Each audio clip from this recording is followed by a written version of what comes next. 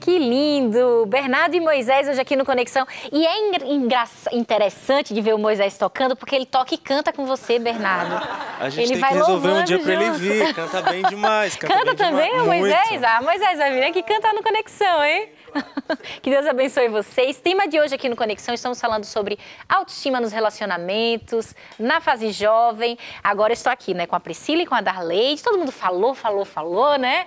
Mas eu quero saber, vamos partir para a prática, Darleide? Tem alguém sofrendo em casa com problema com autoestima? Como sair dessa, Darleide?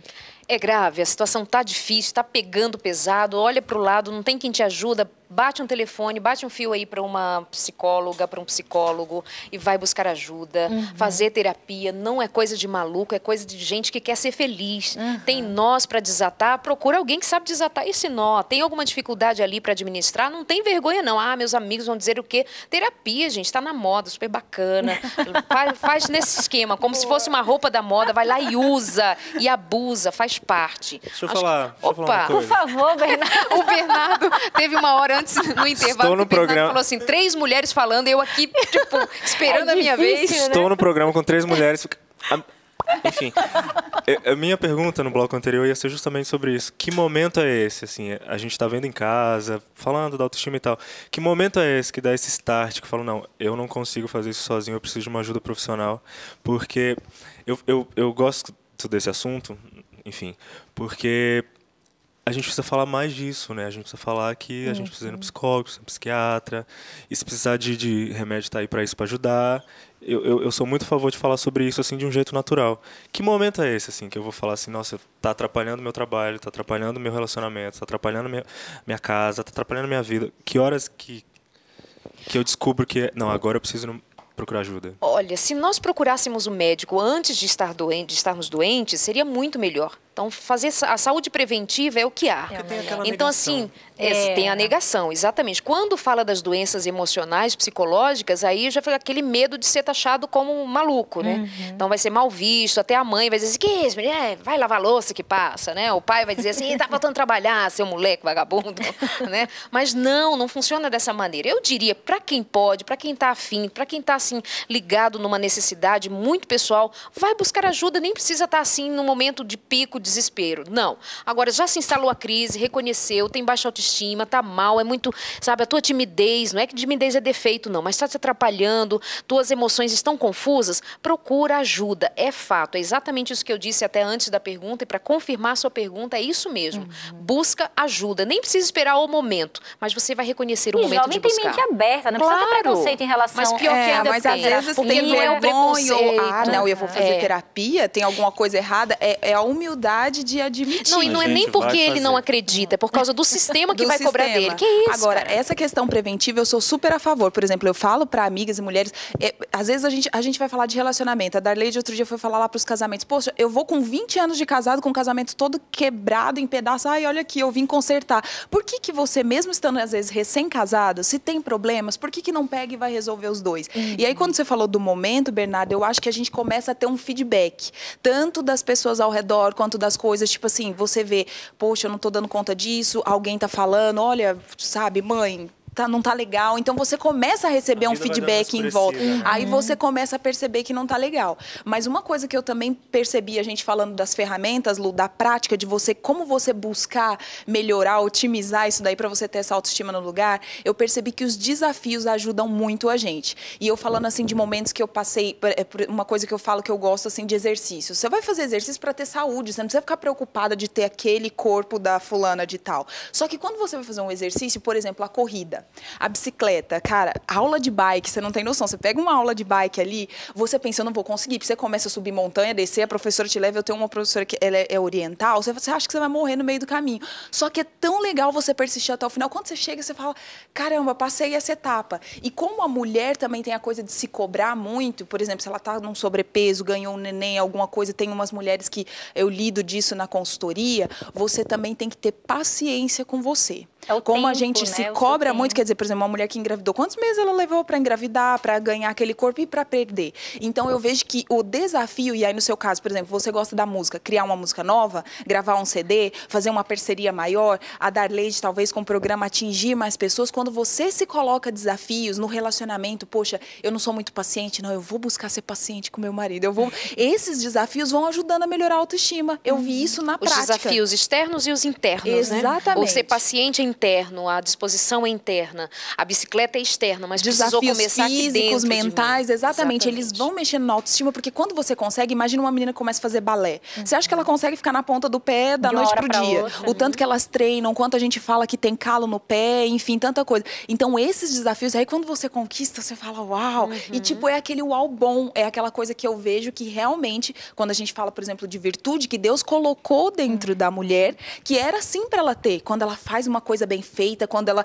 apresenta, chega uma visita, nossa, Priscila, mas você fez isso? Fiz esse almoço, aprenda a receber elogio. Fui eu que fiz esse almoço, tá bacana. Porque isso faz um bem. E faz um bem danado que ajuda a gente a ter força a continuar a fazer as coisas. Porque de coisa ruim, tá cheia por aí apedrejando a gente, né? Então, se ainda não tem autoestima no lugar, aí dificulta bastante, né? Anotar os defeitos, por exemplo. Anota os defeitos, tá? Esses que te incomodam, esses que te tornam a pior pessoa do mundo, que, ai, meu pai. Pra você ter uma ideia, por exemplo, uma historinha minha, bem particular. Quando eu era criança, minha mãe uma vez falou assim pra mim, ô menina, eu fui pra ela chorando, contando uma história. Eu tinha 6, 7 anos de idade. Ô, menina, tu é tão ruim que é a única que não tem cabelo bom nessa casa.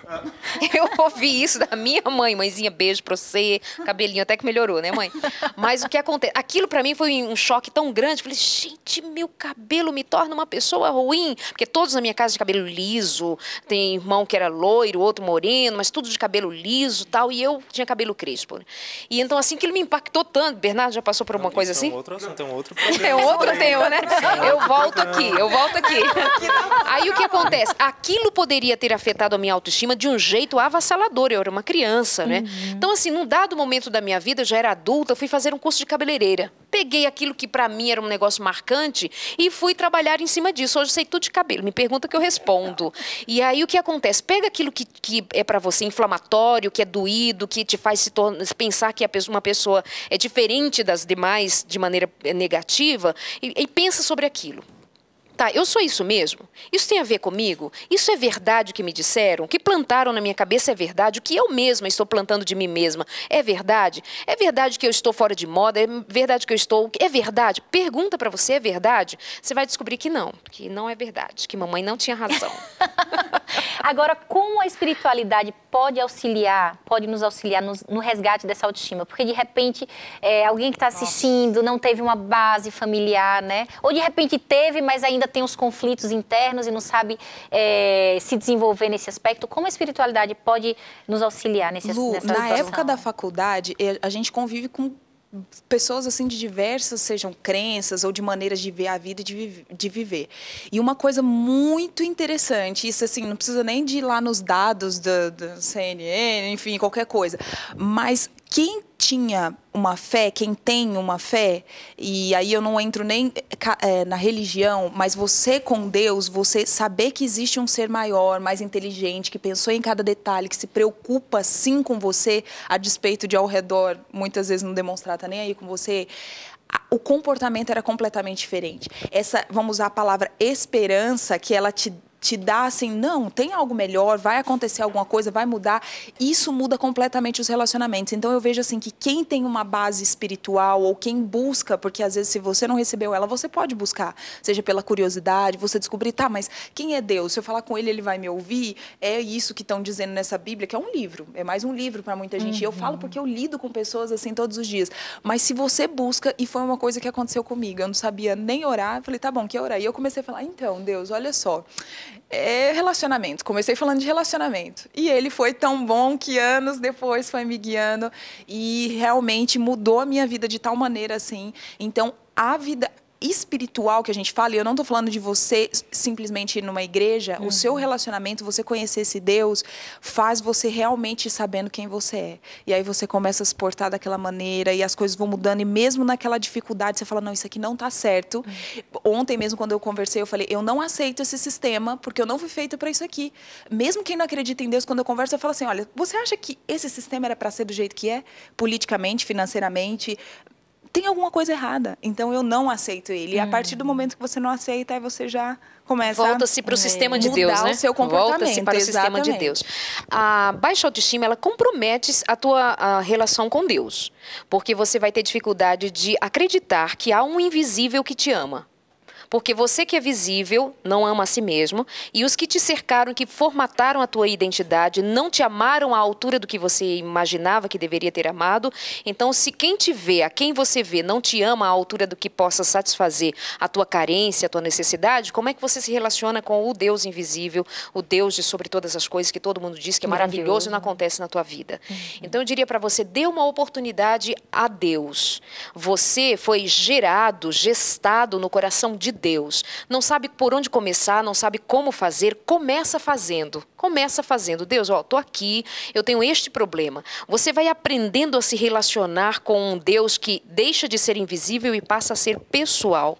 E no desenvolvimento do relacionamento pessoal com Deus, você passa a pensar como Cristo.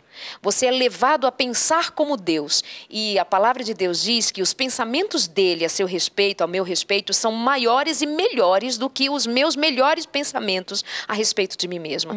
Então, quando você se achegar a Deus, você passa a pensar como Deus e jamais você vai pensar a respeito de si menos do que Deus pensa a seu respeito. Mas isso não pode ser de modo superficial. Tem que aprofundar-se, tem que permitir-se, dizendo, Senhor, eu não acredito muito não sei não, mas eu tô aqui, me ama e Ele te ama, deixa com Ele.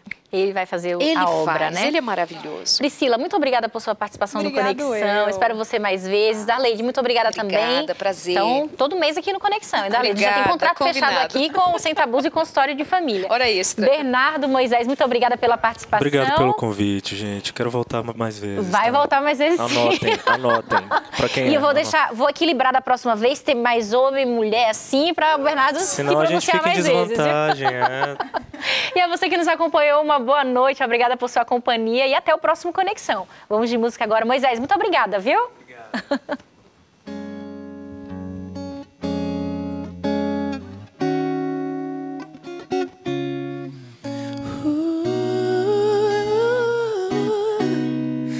Tu és soberano sobre a terra, sobre o céu, tu és Senhor absoluto.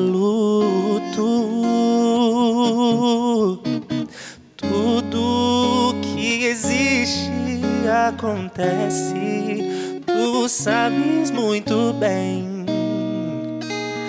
Tu és tremendo. E apesar desta glória que tens, tu te importas comigo também. E esse amor tão grande eleva-me, amarra-me a ti. Tu és tremendo.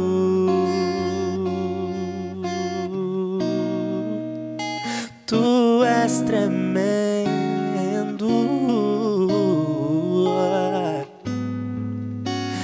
Tu és tremendo.